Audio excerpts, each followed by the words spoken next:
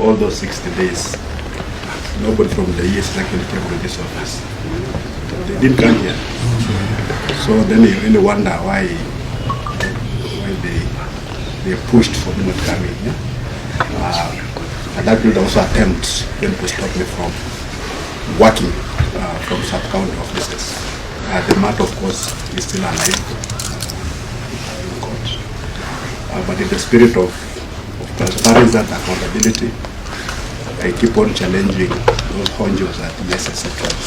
Really come out and tell the world, they have always done when they raid people's homes and offices, to say we went to Natembeya's place and we found this measurement, we found that, we found this, and that's why we took him to court.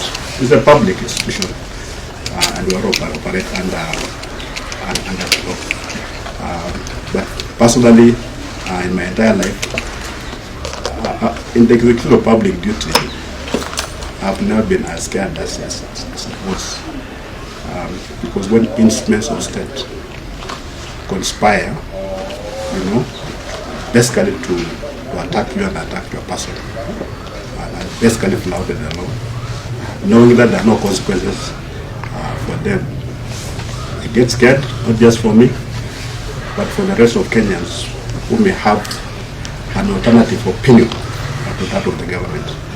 Because the way I was raised, I know that there are different sides to every issue. You may disagree with me, I may disagree with you, but we don't have to fight.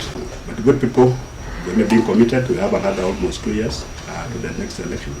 Let us do the best we can. Let's not be afraid. Let's do those big projects. There are people who believe that every big project must have a cut for someone.